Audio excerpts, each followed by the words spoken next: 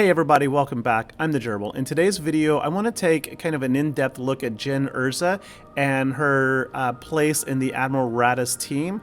Why? Because she's one of my favorite characters. I recently got a couple questions about how to mod her correctly, and that took me down a rabbit hole where I discovered that most everyone I looked at was modding her wrong. So I want to help you get the most out of your Admiral Raddus team and or Jyn Erso led Rogue One if you don't have AdRad.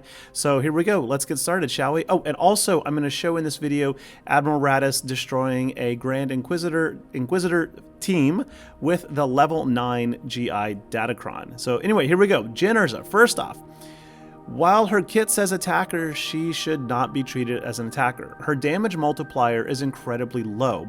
She is really weak as an attacker. You need to shift your thinking to her as a support unit.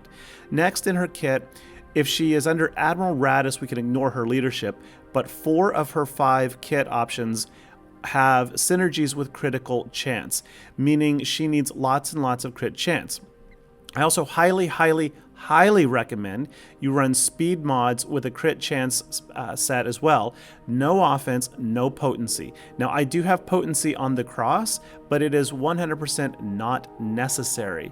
I also recommend crit chance primary on the triangle. So let's look at this kit real quick. Her basic basically says that she's got a 70% chance to gain advantage.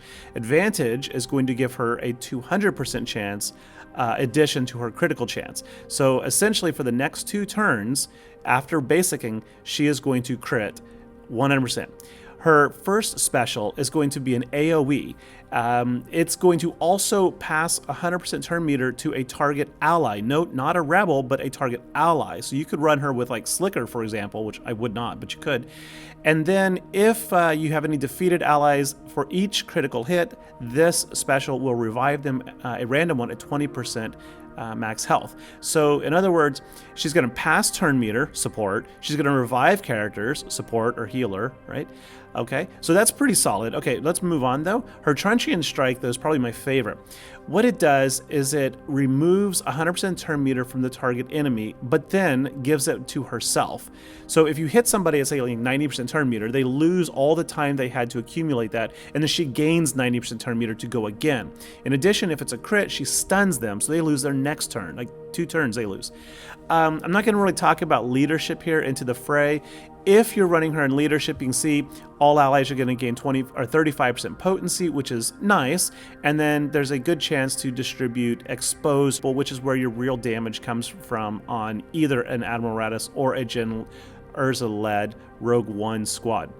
Fierce Determination, though, is her primary unique, the one that's going to be there no matter what, leadership or not.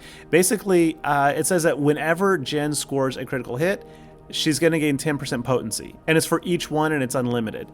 Now, if you have her Omicron in Territory Wars, the squad becomes a whole lot more beefier. They all gain 30% health and again potency. They also gain some speed, and whenever she scores again a critical hit, Rogue One allies are going to recover health. Where is it? There it is. They will receive 10% health recovery. Also, tanks are going to taunt. They're going to get critical hit immunity. So basically, the Omicron, which I do not have, just makes this squad a lot more survive and thrive, which honestly is how Admiral Raddus team wins anyway. You just want to live till the end of the match to pop hope and make everyone go boom. So a lot of critical hit stuff, a lot of bonus potency in there. And so you can see I have Jyn modded for 337 base speed, which is going to get a lot faster. I have her critical chance at 95-ish%, only 10% from the mods. And if I had put a triangle on there, it'd be like 120% or so. So kind of want that. All right, let's move on. Speed. When my team engages, Jyn starts the match at 407 speed. So how are we getting there? 337 base, but under Admiral Raddus, for each Rogue One ally, all of them gain 8 speed. Okay, so there's 5 Rogue One allies. 5 times 8 is 40, so there's 40 additional speed right off the bat. In addition, Jyn Erso under Raddus will start with Spark of the Rebellion, which gives her an additional 30 speed. So whatever you've got her modded at, she should have an additional 70 speed. So that's 407. That's going to make her really, really fast. But you actually don't want her to go first. You want Raddus to go first, and I'll show why in a second. Next, potency. You don't want potency mods. No, no, no. So check this out. On turn 1, with no potency mods, my Jyn Erso is already at 147% potency. Here's how we get there. I got a base of 37, which honestly could be 0. I don't care. But I do have a little bit on there, and I'll explain why in a moment. Her first turn, she will typically AoE, passing turn meter over to Admiral Raddus. If she has advantage, and she will on her first turn if you follow my recommendation, she'll score 5 critical hits. That, through her fierce determination, is going to give her 50% potency. Admiral Raddus's kit, similar to speed, is going to give her 60% potency. So no matter what, even if you have 0 potency, on her first turn, she should be at 110% potency. And as the battle progresses, she will eventually reach 2, 3, 4, 500% potency if it delays that long, right? So here's how this should play out. Admiral Raddus needs to go first. Open up with his inspiring maneuver. That's going to give the entire team Spark of the Rebellion. It's going to give the entire team some bonus protection. I think it's 50% bonus protection. Font's really small, sorry about that. But it's also going to give like taunt to your tanks. It's going to immediately set the team up for that survive and thrive mechanic. Now, if your Jyn Erso is like 1 or 2 speeds slower and minus 2 speeds slower than Admiral Raddus, then she should go next. And normally, you want to target the enemy with the most turn meter. You want to just go before anyone else does. So if you truncheon strike an opponent with the most turn meter, and you successfully siphon off their turn meter, then she should go next. So basically you hit them, you stun them. Also, at this moment, FYI, Jyn will have advantage because the inspiring maneuver calls everyone to assist, and that means Jyn attacks with her basic, gaining advantage. So right here, she's guaranteed pretty much a critical hit, siphon off the turn meter, and she will take another turn.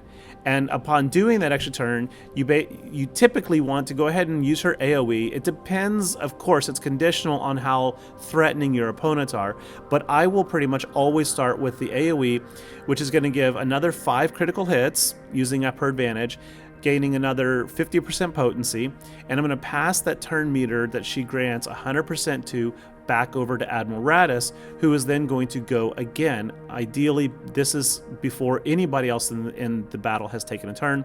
At this point, I will typically use Admiral Raddus's AoE just to try to start maximizing field damage as much as I can, but I might basic. It's conditional. But this is the opening move, and at the end of this moment, Jyn Erso should be sitting on 110, or in my case, almost 150% potency, even without those potency mods. All right, so let's watch a battle. Let's see how this goes. We are going to take Admiral Raddus here with Scarif, Jyn, K2, Cassian up against this Grand Inquisitor with the level 9 Datacron. Because they've got a Datacron, I'm going to use a Datacron. I mean, like, why not? But these are all dark side Datacrons, so I'm not going to get any of the level 3, 6, or 9 bonuses this time around. So I'm just looking for survivability. That's it, right? Survive and thrive. So I put on some tenacity. I think that's always a good shot. Some health steal, and that's pretty much all I really care about, tenacity and health steal. All right, here we go. The battle begins. So Admiral Raddus goes first. The question is, who do we want to swarm attack? Grand Inquisitor is important, but I actually don't like the healer, Seventh Sister. I'd rather take her down. So instead, we go after her. That gave Jyn the advantage. And of course, Ninth Sister was taunting, so I attacked with Truncheon Strike, and unfortunately, even at the whatever 100% potency I had, we did whiff on that one, which means she did not recover the turn meter. But here we go. Here's her second attempt, or turn now. We're going to go ahead and do the AoE, passing back over to Raddus. and we're just going to basic. That's okay. That's fine. We want Raddus to take turns to drop his cooldowns so that he can use Inspiring Maneuver and his AoE and get to Hope as fast as possible. All right, Jyn, watch this. Here we go. Target and Siphon. So look at her turn meter. She just took a turn, and she's already back up to nearly 100 because she stripped all of Ninth Sister's turn meter away, and she's going to take another turn. We're already back. Watch. Here we go. We're going to take turn meter away again, and we are able to pop that Hope now. That quick. Yep. It was pretty quick. Now, it's Ninth Sister is just incredibly beefy, hard to get through, but that's okay. We're just going to keep slamming down the AoEs between Jyn, between Rad, and between Scarif. What is nice is that, you know, it's such a heavy exposed team. There's AoEs on Ninth Sister, on Fifth Brother, on the Grand Inquisitor. So they're throwing out all those AoEs. They're all getting stacks of expose on them. And then when we pop our own AoEs, it triggers all those exposes everywhere. And we whiff, even though we're probably at 200% plus potency. Oh well, that's okay. So we're actually doing quite well. You can see that most of the enemy squad is close to death. Here we go, AoE for the kills. And voila, down goes Grand Inquisitor.